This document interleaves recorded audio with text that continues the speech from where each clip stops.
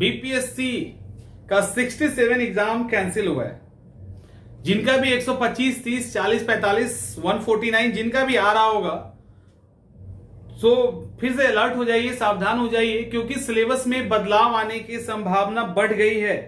अगर ऑफिशियल बदलाव नहीं भी आएगा तो अनऑफिशियली भी आपके सब्जेक्ट, आपके जो क्वेश्चंस लेवल हैं वो बदलने वाले हैं।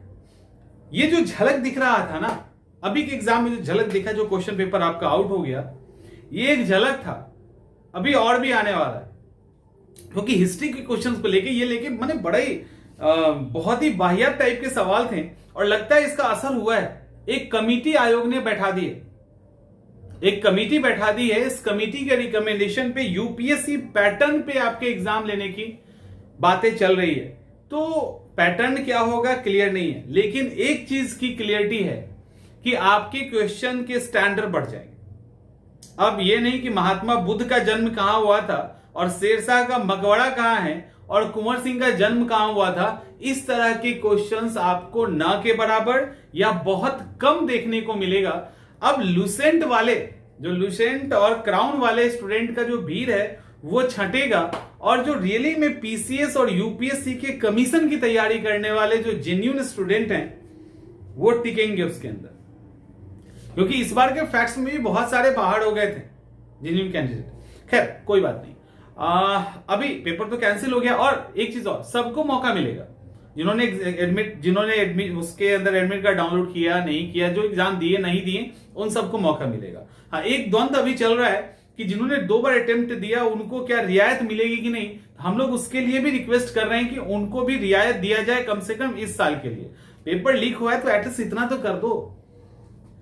तो जो ये जो सिलेबस की बदलाव दिख रही है ना, तो अब आपको क्या क्या बदलाव उसके अंदर दिखेगा। इकोनॉमिक्स में ऑलरेडी देख लिया आपने, पॉलिटी में आपने देख लिया, ज्योग्राफी के अंदर देख लिया। जो नहीं देखा है, साइंस भी ठीक ठाक था। जो नहीं देखा वो मॉडर्न हिस्ट्री, एंशिएंट मिडावल के अंदर वो भी ठीक ही था, करंट अफेयर्स भी, लेकिन पुराना था। नए में और भी इसको अच्छे से करना है। तो ये चीजें बदलेंगी, और जब ये बदलेंगी तो, और ये अब तो ऑफिशियली कह रहे हैं कि हम यूपीएससी के तर्ज पे लेंगे, पहले अनऑफिशियली था। अगर ऑफिशियली कहेंगे तो स्टैंडर्ड और बढ़ेगा। इसका मतलब आपके जो डेप्थ जो है, जो डिमांड है डेप्थ, वो और आपको चाहिए। और ये न्यूज़पेपर में एग्जामिनेशन कंट्रोलर का स्टेटमेंट है, ये कहीं से बनी बनाई बातें नहीं है। न्यूज़पेपर में ऑलरेडी ये आ चुका है। जैमर लगाए जाएंगे ताकि किसी तरह से मोबाइल फोन काम ना करे, पिक्चर खींच के ना भेजा जाए, ये सारी चीजें, वो सारी चीजें। अब सवाल है कि इससे नुकसान है कि फायदा, तो इसका फायदा ही फायदा है, इसका नुकसान नहीं है। ठीक है। हाँ, अब आप कहोगे क्या सीसेट पेपर का दोनों आ रहा है, तो दोनों सीसेट पेपर आने की संभावना न के बराबर है। पेपर होपफुली एक ही रहेगा आपका, उम्मीदतन पेपर एक ही रहेंगे। और अगर वो 2 पेपर आएगा भी तो 67 में नहीं आएगा ये ऑलमोस्ट, क्योंकि नोटिफिकेशन पहले से आ गया ना, और हंगामा हो जाएगा और लीगल समस्याएं आ जाएंगी। तो एक तो ऐसे समझिए कि चांसेस सेकेंड पेपर आने के नहीं है, पेपर फर्स्ट ही रहेगा। इसी के अंदर वो चेंजेस लाएंगे, इसी के अंदर क्वेश्चन का लेवल बढ़ाने की। यहां पे एक्चुअली लेवल यूपीएससी की जो बात कह के कंफ्यूज किया गया है ना, वो क्वेश्चन लेवल बढ़ाने पे किया गया है कि क्वेश्चन का स्टैंडर्ड आपका बढ़ जाएगा। तो ये एक अच्छी खबर है। ये स्टैंडर्ड जब बढ़ जाएगा ना, तो क्या होगा कि क्वेश्चन पेपर आउट होना एक अलग बात है।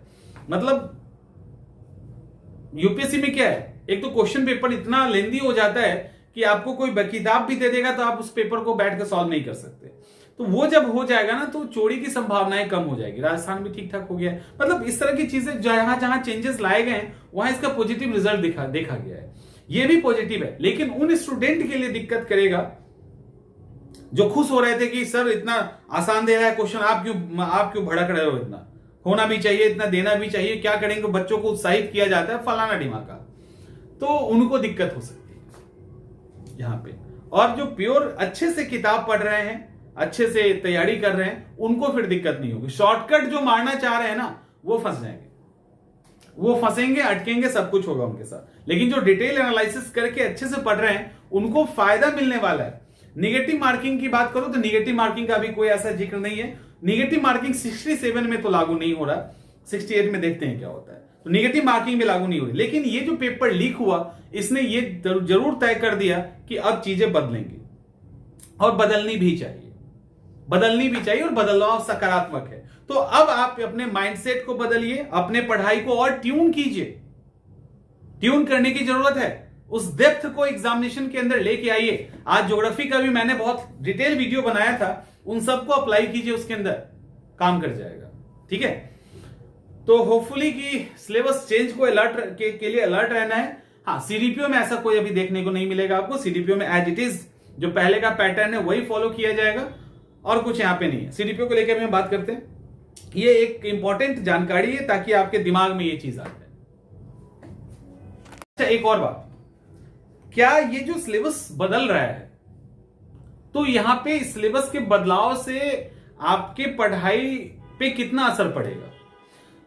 तो एक बात ये है, सबसे इंपॉर्टेंट बात ये है कि अगर आपने बिल्कुल ही गोलेबाजी की है, आपने बिल्कुल ही सिर्फ घटना चक्र का वन लाइनर फैक्ट्स पढ़ा है और एग्जामिनेशन देने जा रहे हैं, तो आप फंसेंगे डेफिनेटली। आगे 67 के एग्जाम में फंसेंगे, क्योंकि देखो चेंजेस शुरू हो गए हैं, बदलाव शुरू हो गया है। अब उसको ऑफिशियली लाएंगे तो और भी उसका लेवल बढ़ेगा।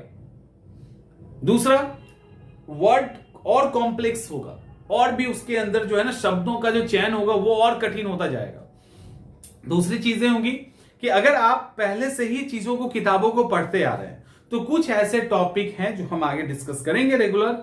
उस टॉपिक में आपको थोड़ी सी गहराई, डेप्थ जिसको कहते हैं, वो बढ़ाना होगा। थोड़ा सा कॉन्सेप्ट जिसको कहते हैं उसको बढ़ाना पड़ेगा। तो ये आप कर लोगे तो आपको भी टेंशन लेने की जरूरत नहीं है, आप बहुत ही आराम से रिलैक्स से तैयारी कर सकते हैं। क्वेश्चन पैटर्न में क्वेश्चन की संभावना 150 की ही है। इस 150 के अंदर थोड़े से बदलाव देखे जा सकते हैं, एश्योर नहीं कर रहा हूं, यहीं पे बदलाव थोड़े से देखे जा सकते हैं। मतलब जो वो 10 क्वेश्चन मैथ का है ना, तो वो तो रहेगा ही, मतलब कुछ चेंजेस हो सकता है यहां पे, लेकिन सीसेट के सेकंड पेपर की संभावना नहीं है। तो एनसीईआरटी अगर आपने ज्योग्राफी की नहीं पढ़ी है, पढ़ लीजिए, और की नहीं भी पढ़ोगे तो चलेगा। बाकी जो एटलस बोला गया है, किताबें बोली गई है, उसको कीजिए। बुकलिस्ट भी इसके वीडियो के नीचे आपको मिल जाएगा, उस बुकलिस्ट को फॉलो कीजिए, क्योंकि किताबें पढ़नी अब आपके लिए अहम हो जाएगी। एग्जामिनेशन बहुत अधिक नहीं है, तो उसको अपग्रेड कीजिए, थोड़ा सा अपने आप को जगह जगह पे अपग्रेड करते चले जाइए। और ये बहुत अपग्रेड करना बहुत जरूरी है, क्योंकि वो डेप्थ चाहिए, वो डिमांड कर रहा है। तो होपफुली की चीजें समझ में आ गई होंगी। अच्छे से कीजिए तैयारी, और बदलाव को एक्सेप्ट करने के लिए खुले मन से तैयार रहिए। अपनी कमजोरियों के साथ नहीं, उसको मजबूत करके फिर तैयारी कीजिए। डरना नहीं है, घबराना नहीं है।